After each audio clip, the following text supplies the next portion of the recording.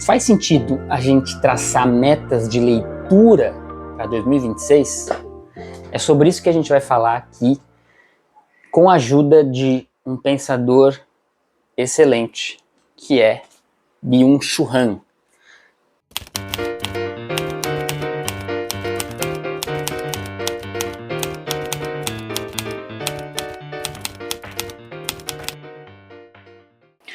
Olá, eu sou o Marcos, esse é o canal Marcos e os Livros, em que eu falo de literatura, de ficção, de não ficção e também alguns assuntos ligados ao mundo literário, por exemplo, esse de hoje, que são as tais metas de leitura.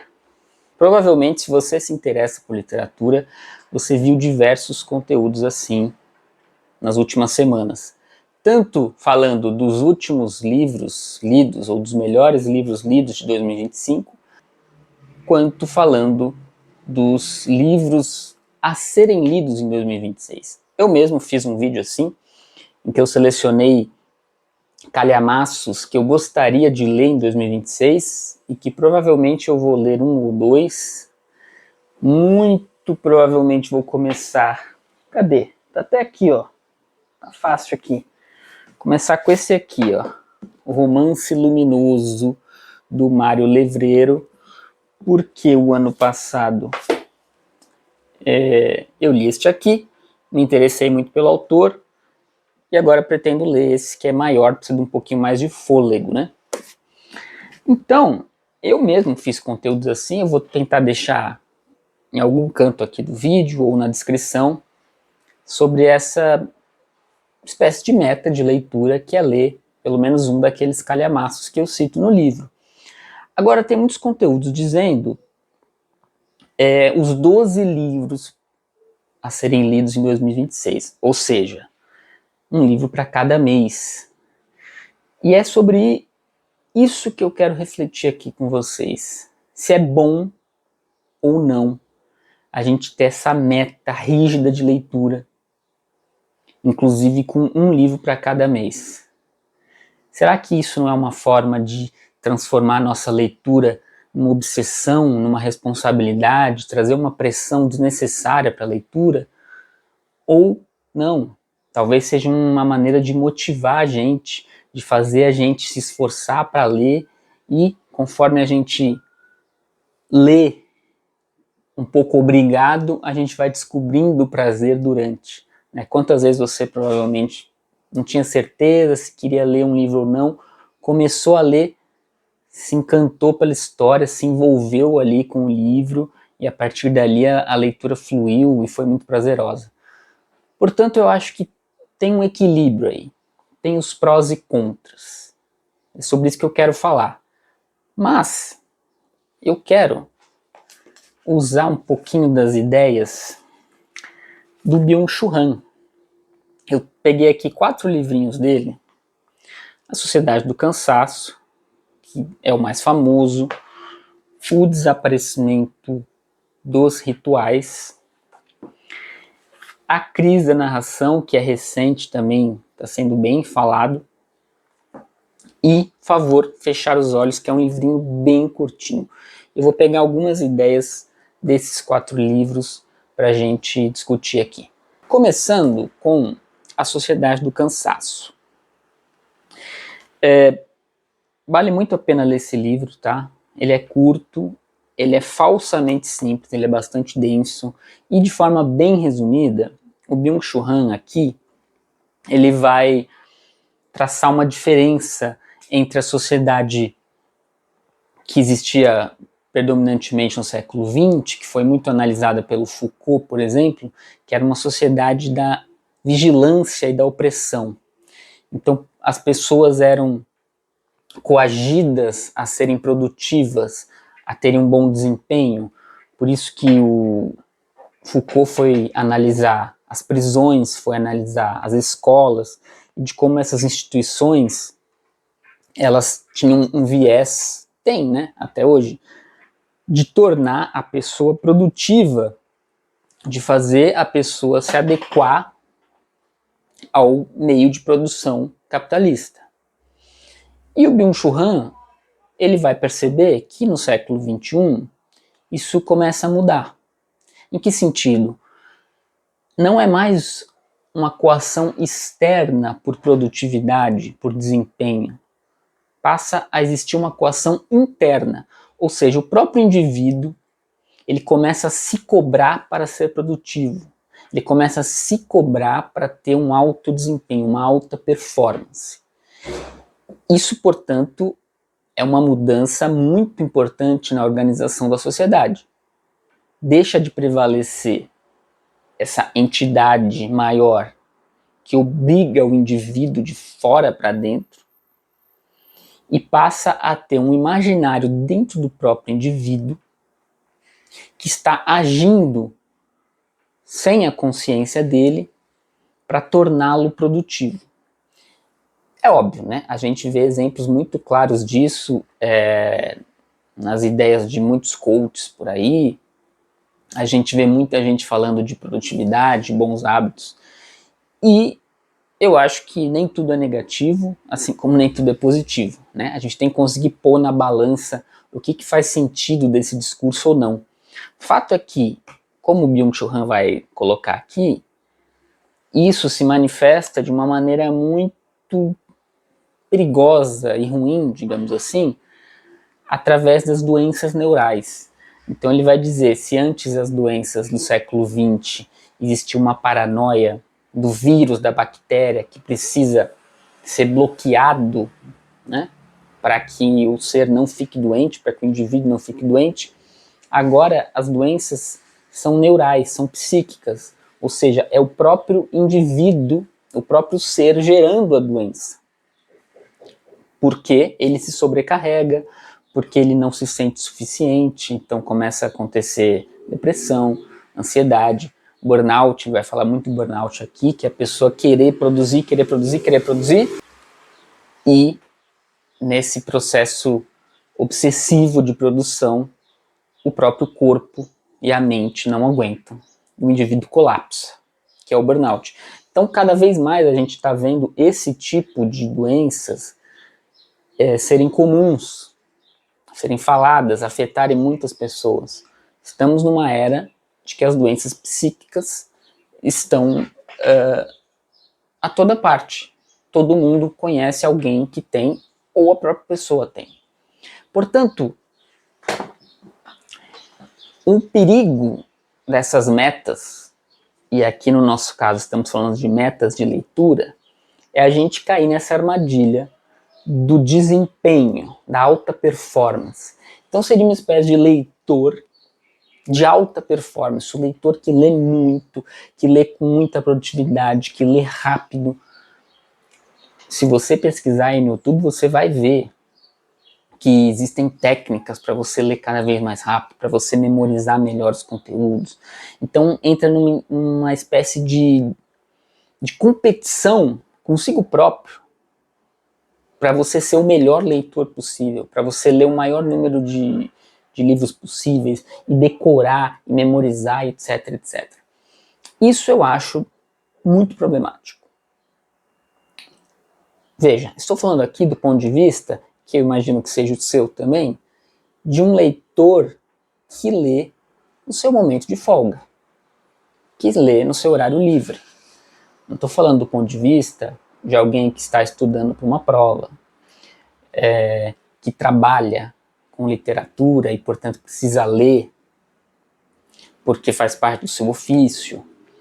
Eu não estou falando disso, estou falando da leitura por prazer. Portanto, faz sentido trazer toda essa carga de produtividade, de desempenho, de cobrança para a leitura que é feita por prazer? Me parece que não. Então acho que esse é o primeiro risco dessas listas, dessas metas de leitura. Fazer a gente se cobrar por ler e acabar perdendo o prazer da leitura. E aqui eu entro, portanto, mas nesse livrinho aqui, rapidamente, que é Favor Fechar os Olhos. Porque aqui a metáfora do fechar os olhos é também significa, sobretudo, uma ideia de fim. E de fim aí nos dois sentidos, né? Do fim como algo que se encerra e do fim como finalidade. Portanto, a capacidade de fechar os olhos, né? O que acontece? A gente vive o nosso dia, trabalha, estuda, faz as coisas que a gente gosta e tal, e no fim do dia a gente fecha os olhos, sabendo que no dia seguinte vai ter uma espécie de repetição do dia anterior. Não no sentido negativo da repetição, mas no sentido do ciclo, né? Portanto, fechamos os olhos, dormimos, acordamos e aquele ciclo se repete. E o Byung-Chul Han vai criticar que a sociedade contemporânea está perdendo essa capacidade de fechar os olhos, de encerrar o ciclo para permitir que outro surja. Ele vai dar o exemplo do cinema, né? Que a gente vai ver o filme e quando o filme acaba, apaga a tela, fica um tempinho no escuro, aquele ciclo se fecha, aquela história tem um fim. E se você pensar na rede social, por exemplo, isso não acontece. A rede social ela é criada para não ter um fim. Ela é criada justamente para você ficar constantemente em movimento. Por isso que os feeds eles têm uma rolagem infinita, né? Os videozinhos que aparecem, você vai indo para baixo ou para o lado e aquilo nunca acaba, sempre tem mais, sempre tem mais, sempre tem mais. Se você não toma a atitude de parar de ver, aquilo não vai ter um fim, que é totalmente diferente de um filme ou de um livro. Né? Um livro você lê, em algum momento o capítulo vai chegar ao fim, depois o livro vai chegar ao fim, você vai fechar o livro. E é nesse momento que a metáfora do fechar os olhos, que pode até ser literal, né? Terminar o livro e fechar os olhos, sentir como aquilo reverbera, é importante para a gente conseguir não só absorver melhor a experiência daquela leitura, ou daquele filme, ou daquela peça de teatro, como também para a gente encerrar e dar sentido àquela experiência. Portanto, a meta de leitura ela pode ser positiva no sentido de criar uma sequência e você ler um livro, finalizar, fechar os olhos, ler outro livro, finalizar, fechar os olhos, mas ela corre o risco de emendar um livro no outro, como se a leitura fosse uma espécie de rede social, que assim que termina uma leitura já começa outra, já começa outra, já começa outra, incessantemente, sem ter esse tempo de encerrar um ciclo, reverberar a experiência da leitura, para depois repetir isso, no sentido de uma nova leitura, repetir a experiência da leitura. Então acho que esse é um outro perigo. Por fim, ainda tem esses dois livrinhos que eu vou passar bem rapidamente. Esse aqui, assim, todo mundo que gosta de literatura tem que ler isso aqui. Ele não está falando exatamente de literatura, está falando de narração de uma forma mais ampla. Mas é muito interessante como ele vai analisar a crise da narração, que é também uma crise de sentido, né? Tem a ver totalmente com essa história do fechar os olhos, né? É uma crise de ter um início, meio e fim, de ter uma sequência cronológica, de ter ciclos que acabam e que recomeçam para organizar a vida. Ele vai dizer, tá até aqui na parte de trás do livro, Han examina como a sociedade contemporânea está perdendo a capacidade de criar e apreciar narrativas significativas. Então ele vai dizer que nós estamos numa era pós-narrativa. E um dos grandes exemplos que ele dá é de como estamos na moda do storytelling, né? É muito storytelling para pouca narração. Então, para ele vai existir um vácuo narrativo que é um vácuo justamente de sentido, né? Do fim nesses dois significados, né? De finalizar e de significar, de ter sentido. Portanto, a literatura tem um grande poder de nos reconectar com a capacidade de narração. E reconectar com a capacidade de narração significa também reconectar com o sentido da vida. Portanto, a gente precisa saber narrar a vida. Isso não tem a ver com escrever, necessariamente, com falar em voz alta, mas tem a ver, sim, com entender esses ciclos, entender os momentos que vão se sucedendo, entender a importância das repetições. É por isso que aqui no Desaparecimento dos Rituais, ele lamenta que os rituais estão desaparecendo no mundo contemporâneo, e ele vai defender que o ritual ele é fundamental porque ele cria essa ideia de repetição que dá sentido ao tempo vivido. Portanto, ele vai dizer aqui que, assim como a casa é o que nos dá uma segurança no espaço, uma sensação de pertencimento ao espaço, nossa casa é essa sensação de pertencimento, o ritual é a nossa sensação de pertencimento ao tempo. Porque a cada um ano a gente vai ter aquele ritual, por exemplo, Natal, Ano Novo, Páscoa, ou antes quando tinha os rituais da colheita, né? O ritual do momento da colheita, do momento da plantação, do inverno, do verão, etc. Isso vai criando uma repetição que vai gerando uma sensação de pertencimento ao tempo. Eu pertenço a esse tempo que é cíclico. E isso se perde. Então, a base de todos os pensamentos do Byung-Chul Han tem a ver com algo que ele fala, que estamos vivendo uma sociedade da informação. E a informação, ela é sempre aditiva. Portanto, a informação é colocada em cima da informação que tinha antes e colocada outra em cima e outra e outra e outra. Então ela vai sempre adicionando coisas. Então ela não gera uma narrativa. Que é diferente de um livro, uma história de um livro, o que é contado no livro, ele não é adicionado ao que aconteceu anteriormente. Ele é uma continuação que vai gerando sentido.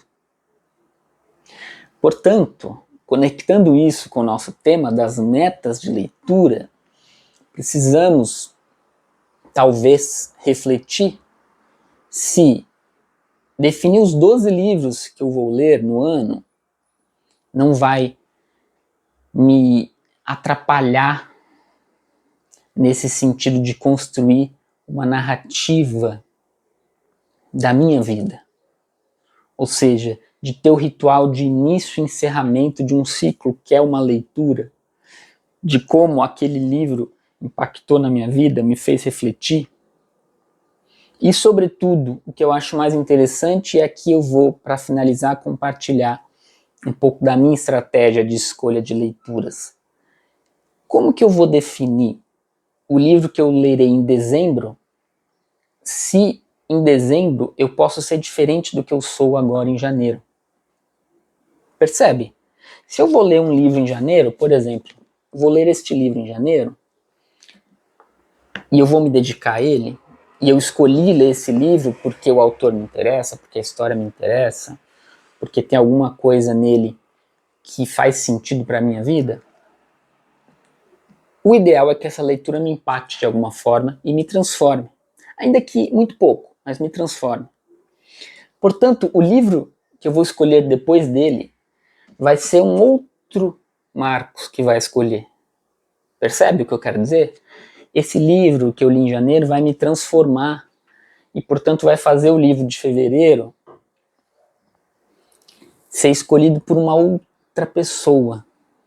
E talvez ele até vai me induzir a escolher um outro livro. Talvez eu queira ler um livro do mesmo autor, talvez eu queira ler um livro desse mesmo tema, talvez eu queira ler algo totalmente diferente. Não, quer saber? Não quero mais esse tema, eu quero ir para um livro épico, histórico, depois eu quero ir para um livro autobiográfico, etc. Eu posso mudar completamente. A minha experiência de leitura de 2025, por exemplo, eu até escrevi, no mês de 2025, eu escrevi um texto no meu Substack, marcosmazieri.substack.com, vou deixar o link na descrição também, que fala justamente isso, como eu sou um leitor caótico. Mas eu acho que é um caos produtivo, porque cada leitura que eu fazia em 2025 me remetia a uma outra coisa. Então, o que eu tinha planejado antes, eu deixava de lado para ler uma outra coisa. E assim, ia indo de uma forma meio caótica, mas que fazia sentido para mim. Porque fazia sentido com as transformações que iam acontecendo comigo em cada leitura. Portanto, eu não sou contra a lista. Deixar isso claro. Eu acho legal, se você quiser fazer uma lista dos 12 livros que eu lerei em 2026, janeiro, fevereiro, março, abril, né? Acho legal. Eu só não acho legal se a gente se prender essa lista. Eu só não acho legal se a gente... Sabe quando surge aquele livro que passa na frente da fila? Que alguém recomendou, você viu um vídeo e falou, eu tenho que ler esse livro, ou porque ele ganhou um prêmio e chamou a atenção, você falou, pô, tem tudo a ver com o que eu gosto de ler. Deixe esse livro passar na frente. Não se prenda a essa meta rígida, porque eu acho que isso empobrece a nossa leitura. Agora, se você é daqueles que lê 20, 30, 40 livros, 12, define 12, tá tudo bem, né? Porque além dos 12 você vai ler mais 10, mais 20, mais 30. E você cumpre a meta e ainda assim consegue ler o que te dá vontade, o que o acaso coloca na sua frente. Você fez alguma meta de leitura para 2026? Conta para mim nos comentários, de verdade, tá? Escreve nos comentários que eu vou ler, eu vou responder, a gente troca uma ideia. E se você não é inscrito no canal, esse canal é super novo, tem um mês, acho que até menos. Então, para a gente dar tração no canal nesse começo, a sua inscrição é muito importante. Então, por favor, se inscreva e vamos trocando ideias sobre literatura. Até mais, um abraço.